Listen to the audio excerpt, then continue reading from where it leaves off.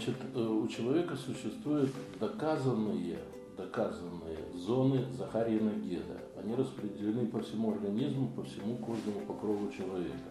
Это доказанные наукой области, которые проводят определенную иннервацию. То есть наш головной мозг, как основной компьютер, имеет участки, которые контролируются или равно иннервируются теми или иными участками кожи. И за счет этого была сделана определенная картина, и все это легко можно найти в атласе анатомии человека или просто запросить по интернету зоны Захарьина-Геда. То, что касается эрогенные зоны, это все, что относится к любви, к взаимоотношениям полов, к мужчине и к женщине, к мальчику и к девушке. Эрогенные зоны, эрос – это любовь. Раз любовь, значит, прежде всего, это удовольствие, потому что основа развития нашего общества, основа развития человечества – это возможность репродуктивной функции, то есть производить, воспроизводить себе подобное. Это нашим Всевышним было предопределено как удовольствие, и различные участки кожи человеческого организма обладают повышенной или пониженной проводимостью, в соответствии с этим повышенной или пониженной эрогенной чувствительностью. Можно сколько угодно ласкать коленку у девушки, которой это будет все равно или неприятно, и она от этого удовольствия не получит.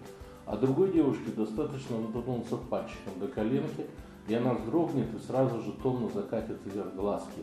Значит, происходит что? Резкая чувствительность, и девушка начинает думать про что?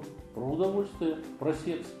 То есть закладка вот этих чувствительных эрогенных зон производится от кого? От папы с мамой, от дедушки с бабушкой, от прадедушки с прабабушкой. Только путем генетического отбора. Бывают совершенно разные интересные случаи. У меня, например, приходила на прием пациентка, у которой эрогенная зона располагалась под коленкой. И она расчесывала ее до степени уже патологии. То есть сексология – это наука о любви, а сексопатология – патологическая. Она настолько хотела удовольствия, что своими длинными ногтями до крови расчесывала себе подколенную ямку. Приходилось с ней заниматься, работать и вылечить ее от этого. Сейчас у нее все нормально, и она уже такими эксцессами не владеет. Итак, завершаю. Эрогенная зона – это зона, передающая удовольствие в любви, в объятиях, в поцелуях, пощекотать, потрогать, прикоснуться, и человек сразу думает о хорошем, о добром, о нежном, о наших детях.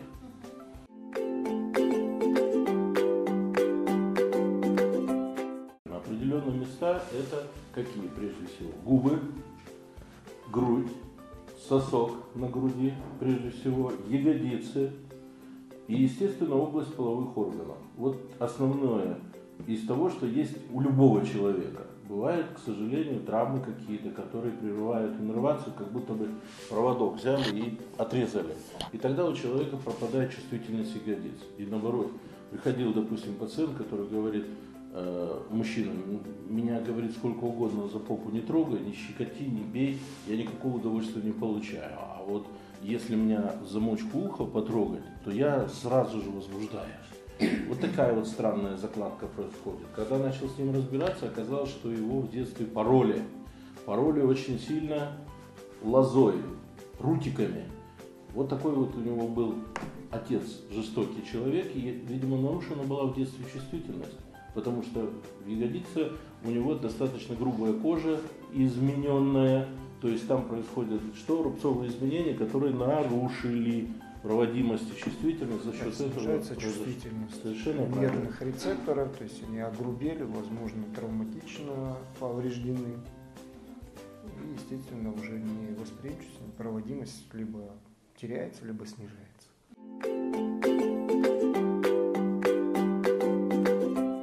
Нет, такого быть не может. Даже пожилая старушка, которая приходила ко мне в возрасте 80 лет, и подобные случаи, кстати сказать, можно найти в учебнике сексопатологии, сексологии, и Зигмунд Фрейд об этом тоже писал, я вот сейчас вспоминаю.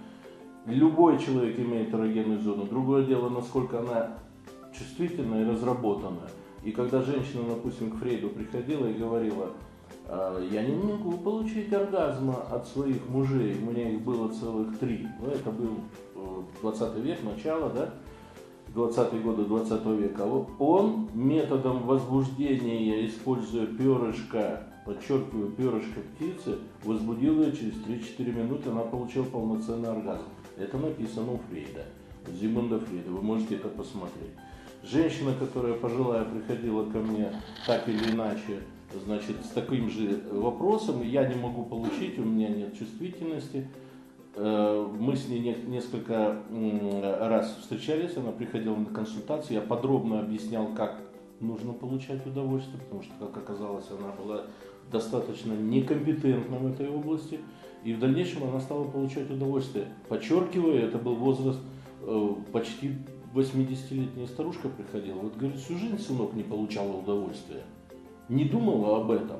А в 80 лет, когда я ей рассказал несколько вот таких вот примеров и литературных, специальных примеров из своей практики, она начала получать удовольствие и жалела только об одном, что слишком поздно она пришла к специалисту.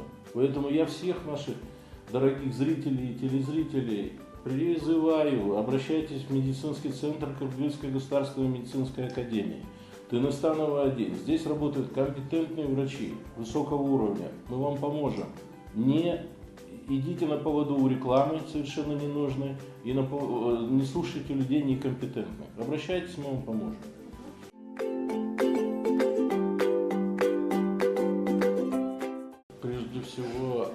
Прежде всего надо любить своего партнера. Если вы мужчина, то вы должны проявлять в этой ситуации, конечно, активность, потому что мужчина всегда более активен, чем девушка, и если девушка хочет иметь с вами сексуальные отношения, нужно исследовать ее, прежде всего, целуя ее, обнимая ее, в щечку поцеловать, в ушко поцеловать, в шейку поцеловать, в плечико и так далее, в грудь поцеловать. И там, где девушка быстрее отзывается, там и есть ее наиболее активная эрогенная зона. В следующий раз, чтобы не тянуть, сразу обращаемся к ее, например, мочке уха. Да? Если девушке понравилось, она сама будет говорить, погладь меня, левое плечо мое погладь, мне больше нравится, или правую ягодицу, подержи, пожалуйста, мне очень приятно от этого.